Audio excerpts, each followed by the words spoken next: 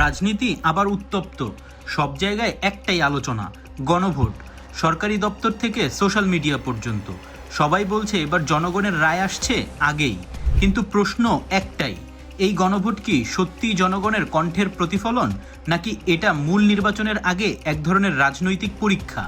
আজকের ভিডিওতে আমরা দেখব এই গণভোট আসলে কি, কারা এর পক্ষে আর কারা এর বিপক্ষে, কি ভাবছে বড় বড় রাজনৈতিক দলগুলো, আর শেষমেশ এটা দেশের জন্য আশীর্বাদ নাকি নতুন এক বিভাজন। বাংলাদেশে গণভোট শব্দটা নতুন নয়। 1977 সালে জিয়াউর রহমানের আমলে হয়েছিল একটা গণভোট। এরপর 1985 সালে এরশাদ সরকারও করেছিল আরেকটা। গণভোট মানে কি? সহজভাবে বললে এটা এমন এক ভোট যেখানে জনগণ হ্যাঁ বা না বলে কোনো গুরুত্বপূর্ণ সিদ্ধান্তে মত দেয়। কিন্তু এবার পরিস্থিতি ভিন্ন।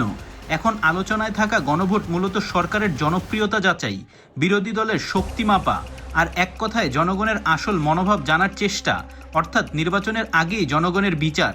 কিন্তু এই বিচারের ধরন কতটা স্বচ্ছ হবে, সেটাই এখন মূল প্রশ্ন।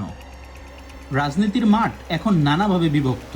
একদিকে বিএনপি বলছে এই গণভোটের কোনো আইনগত ভিত্তি নেই। নির্বাচনের পূর্বে গণভোট অনুষ্ঠান অপ্রয়োজনীয়, অযৌক্তিক। যদি জনগণের মত নিতেই হয় তাহলে নির্বাচন হোক নিরপেক্ষ সরকারের অধীনে।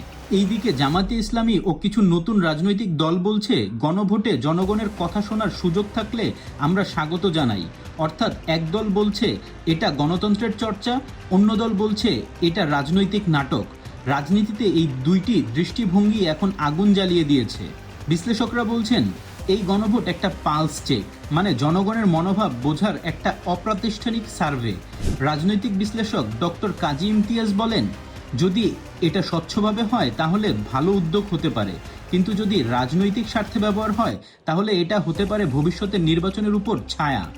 সাধারণ মানুষও মিশ্র প্রতিক্রিয়া দেখাচ্ছে। কেউ বলছে ভালো ব্যাপার, আগে থেকেই বুঝবো জনগণ কি চায়। কেউ আবার বলছে নির্বাচনই ঠিকভাবে হয় না, এখন আবার নতুন নাটক। সরকার ও সরকারের সংশ্লিষ্ট প্রতিষ্ঠান বলছে পরিবর্তন সময় সাপেক্ষ, প্রস্তুতির মাধ্যমে হবে। তারা বলছে নির্বাচন কমিশন ও সংশ্লিষ্ট সংস্থা এর সঙ্গে উদ্যোগ নেওয়া হচ্ছে। তবে ব্যবসায়ীদের পক্ষ থেকে উদ্বেগ রয়েছে। যদি গণভোট বা নির্বাচন নিয়ে জটিলতা তৈরি হয় তাহলে দেশের অর্থনীতি ও বিনিয়োগ আস্থা ক্ষতিগ্রস্ত হবে। প্রশ্নটা এখানেই, গণভোট আসলেই কতটা দরকারি?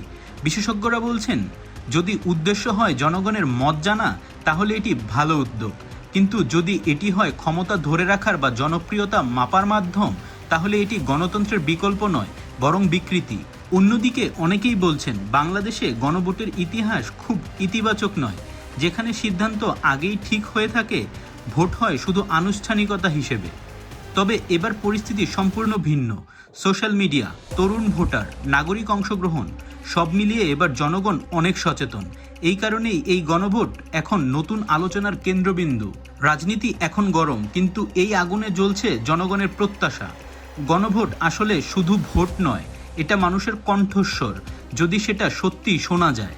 কিন্তু যদি এই কণ্ঠস্বর আবারও রাজনৈতিক নাটকের অংশ হয়ে যায় তাহলে গণতন্ত্র হারাবে তার অর্থ। তাই এখন সিদ্ধান্ত আপনার। আপনি কি বিশ্বাস করেন গণভোট সত্যিই দরকারি, নাকি এটা শুধু আরেকটা রাজনৈতিক চাল? নিচে কমেন্ট করে আপনার ওপিনিয়নটি জানাবেন। ধন্যবাদ।